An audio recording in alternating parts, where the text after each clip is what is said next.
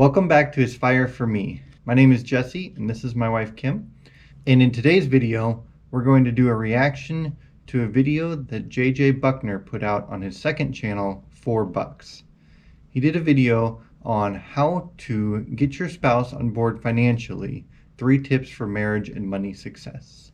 I was watching this video the other day and I felt like it had a lot of similarities to what Kim and I did, things that we had success in our marriage, and I thought this would be a good way to kind of discuss those things without just reproducing the same exact video they did. So if you haven't checked out 4Bucks, link will be in the description below, and go check him out, him and his wife. And if you haven't seen JJ's main channel, he's killing it on YouTube, so I'll put that description down below too. So okay, so Kim, you have not seen this video yet, so this is going to be fresh for you.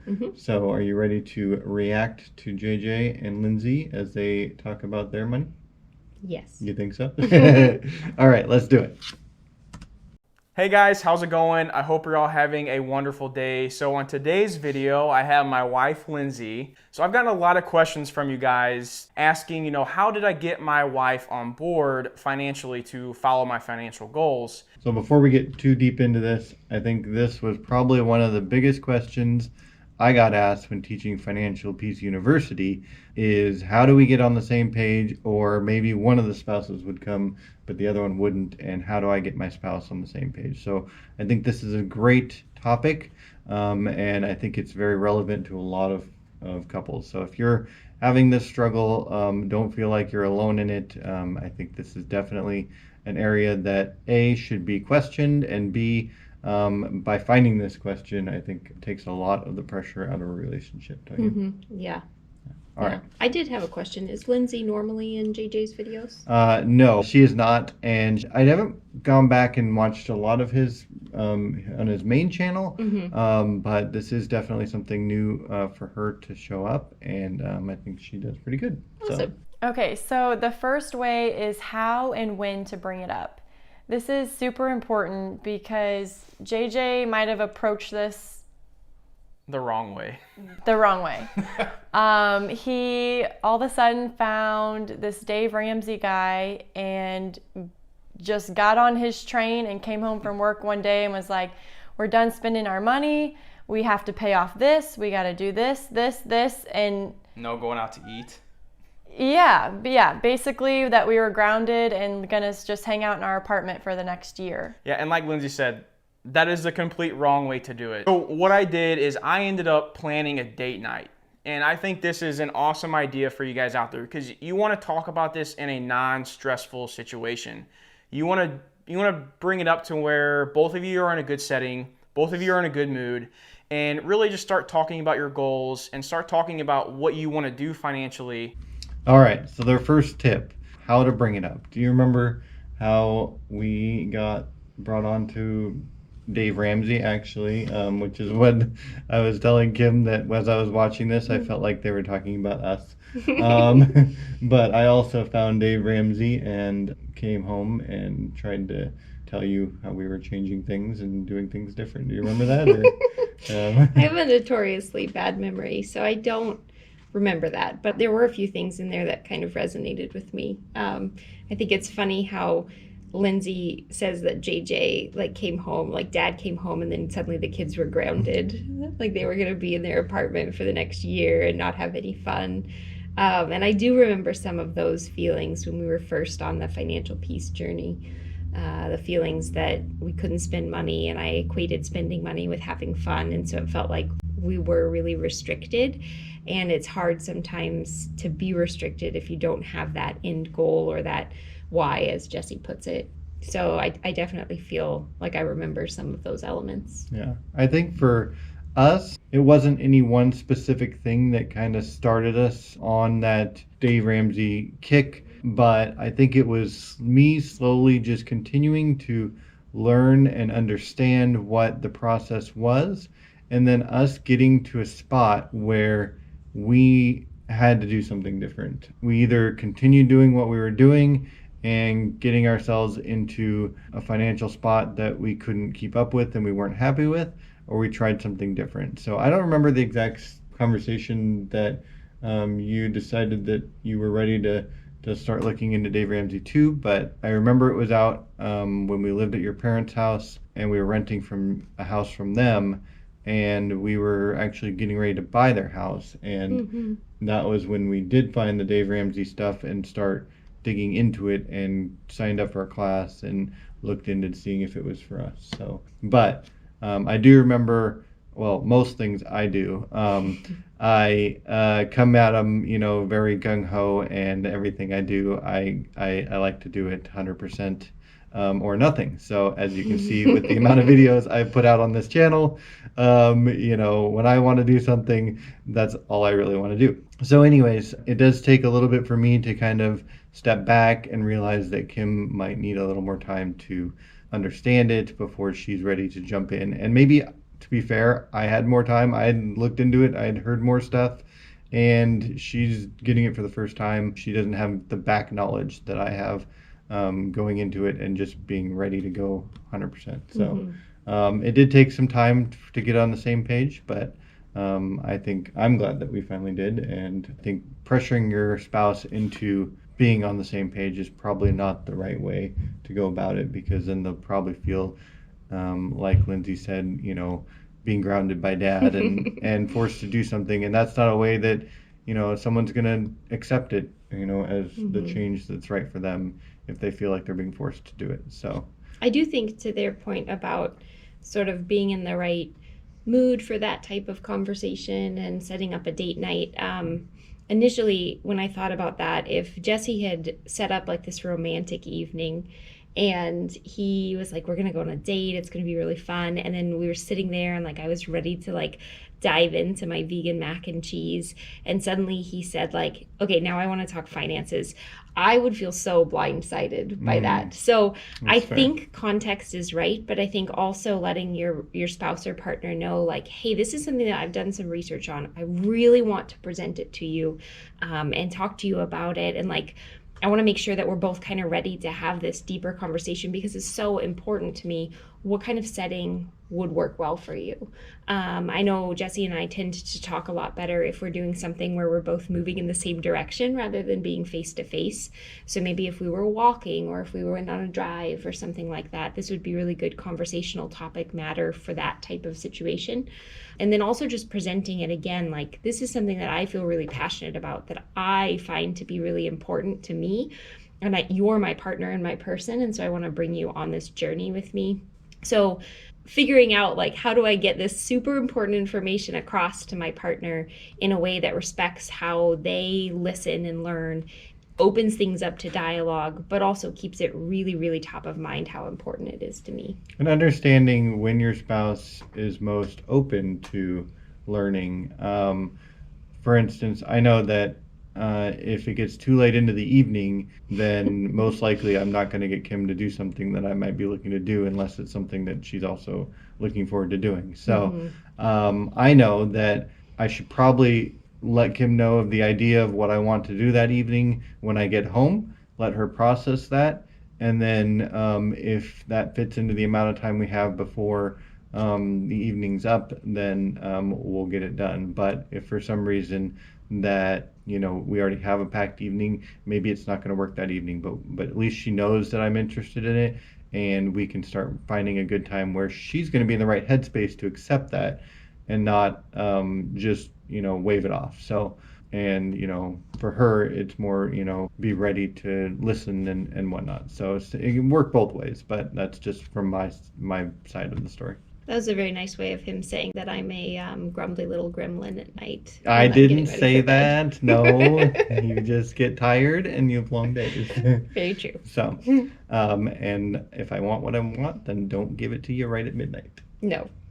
Which is when your brain is most 8 active. p.m. It's true. I am an evening person. She's a morning person. So that probably doesn't help our situation much, but we compromise. Yeah. All right. Shall we go on to tip number 2? Let's do it. Okay. The why. So this one is really important because I feel like you can use this to grab at your spouse's emotions. JJ approached this in a way of just general conversation, asking me like, what are your dreams? What are your long-term goals? You know, what do you ambitions? Yeah, what do you see in our future? And so I started naming things, and I dream that I can live in Hawaii one day. And it's important to revisit your why in your different stages of life. So our why and our goals and dreams when we first got married are a little different than they are now that we have Mason and that we're, trying to grow our family again. We were at the point where we were, again, the next stage in life. We have a son now, we're trying to grow a family, and we both work. Lindsay's a nurse, I'm a project engineer, and we have our son together, and we're like, man, this is something that's very valuable to us, is our time with our family. So we were thinking, and I kind of brought it up to her. I said, babe, my goal and now our goal is to become financially independent. We want to have enough money in investments, enough money coming in that covers our expenses completely. When God does bless us with our next child, I'll be able to stay home and, be with that baby for really however long we decide. Work my minimum PRN shifts and keep that baby out of daycare and spend all my time with him or her, and same with Mason. So real quick, that was my biggest talking point too, Lindsay. And that is kind of what I wanted to get across on this, your reason why, is I told Lindsay, I said, babe, if we decide to not build this expensive home and buy a still a nice home, but more on the cost-effective side, that you would be able to stay home with our next child and stay home with Mason, who we have now, and not have to send both of them to daycare all the time. And that's something that was very important to her. So I wanted to kind of pull at that important aspect of it to get her on board with me financially. So it's really important for you guys out there to kind of find what either your wife or your husband is really important to them, and figure out a way you can tie that in together to reach that goal and to get to that why that we've been talking about. Okay, so your why. Obviously, you know that I find your why to be very important. It was the very first video besides the intro that I put on this channel. And so I 100% agree with knowing your why first, and how knowing your why is going to definitely accomplishing this goal important. But understanding your why and understanding what your spouse's why might be is going to not only benefit you, but benefit you in getting your spouse on board if you know a why that will make it worth it to them. So what was your why on getting debt-free in Financial Peace University? My why was being able to change careers for a period of time. I was also practicing as a registered nurse, and I was feeling really burned out, and our cost of living took my income and your income to support. And so when you sort of outlined a future for us where I didn't have to do this work that I was finding to be so emotionally exhausting, and could do something different to generate revenue, it helped me realize that this was something that I really wanted to do for a time.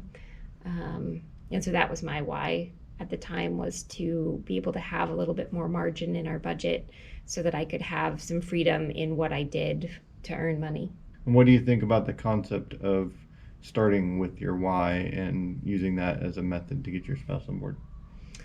From what Lindsey and JJ were saying, your whys are sometimes and often different, right? And so I think if you can sell a package to your spouse or partner that meets their needs as well as your own, you're going to have much more success than if you're just pitching things from your own perspective. It's also easier to pitch something to someone that might have a more soon impact than this farther, longer distance impact. So oftentimes when you're talking about financial freedom or financial peace or financial independence, you're talking about something that might happen 10, 15 years from now. And so if you can find some sort of benefit to this other person who's maybe coming along with you, but a little bit begrudgingly, that impacts them sooner, I think you're going to have a lot less resistance to your idea. In their case, it sounds like when their next baby comes, she'll have this freedom to spend time with her kids, which is really important to her. For me, it was the freedom to get out of a career that was really draining at the time and explore other options. And that was something that I was able to do while we were still meeting the longer term goals that you had for us. Yeah, for sure. And I really like their point on your why will change as you go along. I think you'll change as you go along, as you start to understand more things, as you grow and start to decide which ideals are for you and which beliefs are what you believe in. Then I think it's going to shape what you want your life to be.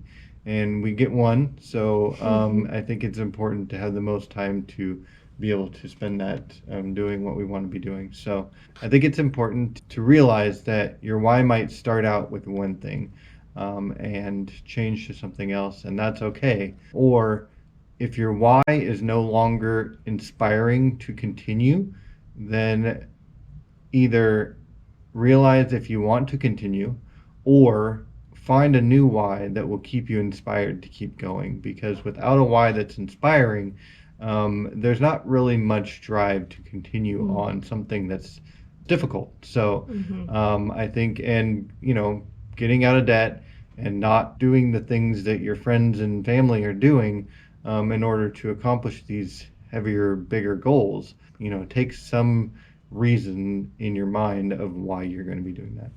So, tip number 3? Tip number 3. Tip number 3. The third way to get your spouse on board is you need to give a little to get a little. Yeah, this one is important because I think this is really good whenever you're creating a budget as a couple, as a team. So Lindsey is a hashtag basic white girl because she loves her Starbucks and she loves going to Target. And I knew going into this that those were 2 items that she would not want to give up and that she would not even want to start budgeting if I came to her and said, hey, you can't have your Starbucks and you can't go to Target anymore. Count me out. So I thought about it and I said, well, how about this?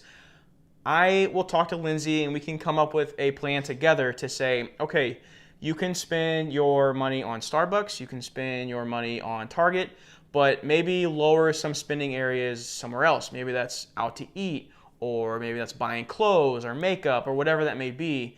And that way you can still get your good part of it in the budget, but also find somewhere to maybe take out some money to put towards the debt or to put towards those goals.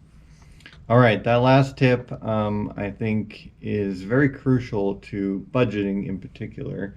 And I think a lot of people, when you say the word budget, see it as a negative thing rather than an empowering thing and something that you're deciding where you want. If you haven't seen our Frugal Fridays videos, I think these specifically talk to this idea of finding what it is that you enjoy and spending your money, in this particular instance, spending your money or your time doing those things and not spending your money and time doing the things that you don't find joy. So a budget now focuses your money on those things so you can afford to do more of those things and not feel strained by having to cut everything out.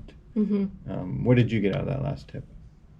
Yeah, I think it was finding the things that you both can compromise on in a way to help free up a little bit of margin in your budget.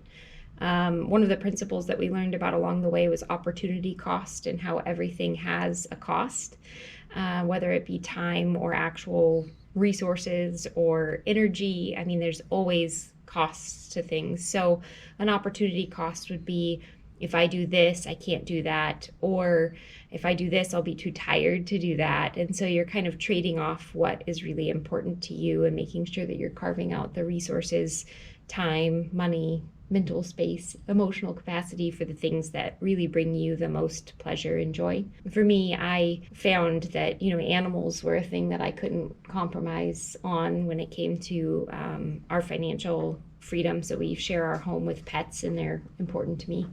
But other things like Starbucks or Target, I'm not an avid shopper and I will occasionally have a beverage out, but it's a treat. It's not part of my daily routine.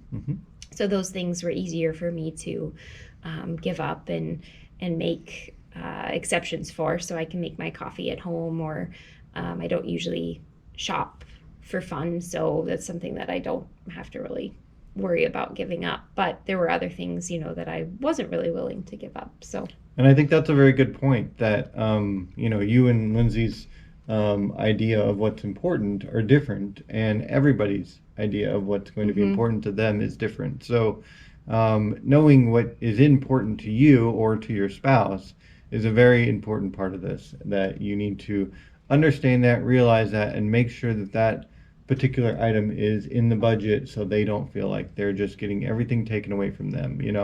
If you say, hey, I'm going to sell your car so we can pay off all this debt, but my motorcycle in the garage is off limits, obviously that's probably not going to go over too well when they're driving around a little hoopty and you got your nice Harley Davidson out in the garage that you're not willing to get rid of. So compromise is very important, and I think will go a long ways to getting your spouse on board with finances. So any last thoughts that you would like to speak on here with getting your spouse on board with finances? I think so many parts of marriage are kind of interwoven, and so finding financial peace and financial freedom is really important. It offers a lot of safety in a relationship, but also finding the things that make each other tick and make each other open to these ideas. So how does your partner or spouse communicate? How can you deliver this type of information to them in a way that they'll receive? And how can you both still find joy and meaning in life outside of the financial, outside of sort of thoughtlessly spending money? So I think kind of taking all of those parts into consideration here, it's so easy sometimes for us to get like very narrowly focused on this one thing, which would be financial freedom. But if you're miserable on the way to that financial freedom, then what have you really gained? So making sure that you're continuing to work on lighting each other up a little bit along the way is really important. Yeah, that was a great point.